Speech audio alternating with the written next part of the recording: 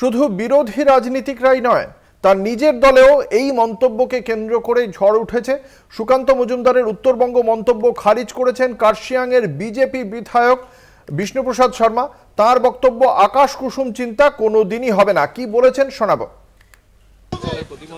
তিনি উত্তর পূর্বের মধ্যে উত্তরবঙ্গকে নিয়ে আসার কথা বলছেন, প্রধানমন্ত্রীকে প্রস্তাব দিয়েছেন। দেখেন, সুকান্ত বাবু প্রধানমন্ত্রীকে কালকে যে উত্তর পূর্বের প্রস্তাব দিয়েছেন, এইটা প্রথম কথা হচ্ছে এটা একটা ইউটোপিয়ান থট।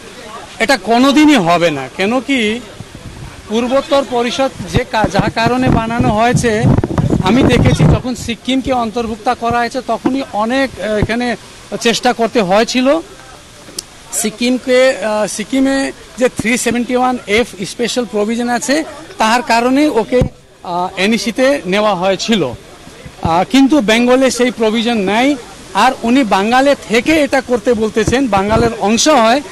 আধা স্টেট কোনোদিন পরিষদে যেতে পারবে না, এটা ইউটোপিয়ান থট। দ্বিতীয় কথা আমি বলতেছি, এই যে 24-এ পরিণাম আসছে, এই পরিণামে উনি একটু হতাশ আছেন। তো 26-এ উত্তরবঙ্গ হাত থেকে যেতে পারে বলে উনি একটা উত্তরবঙ্গের লোককে, যারা আলাদা রাজ্য চায়, ওদেরকে একটা ভ্রমিত করে রাজনীতি করতে চাচ্ছেন। আমি উত্তরবঙ্গ থেকে একটা বিজেপির বিধায়ক, আমি অফিসিয়ালি বিজেপি বিধায়ক হয়ে বলতেছি, আমি এই জিনিস মানব না। কেন কি, এইটা উনি যে বলেছেন আমরা রাজ্যের ভিতরে থেকে করব, রাজ্যের অংশ হয়ে করব, ওনার স্টেটমেন্টে আছে।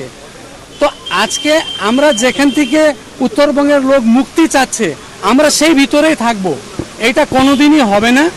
আপনি যদি এনইসি করতে চান, আমি সুকান্ত বাবুকে আপনাদের মাধ্যমে একটা মেসেজ দিচ্ছি, আপনি যদি উত্তরবঙ্গকে এনইসি করতে চান, আগে আপনি সেই এরিয়াকে বাংলা থেকে ভাগ করে নিন।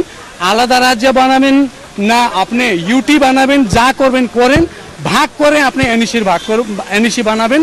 এরকম মিথ্যা প্রচার করে আপনি রাজনীতি করাটা ভুল।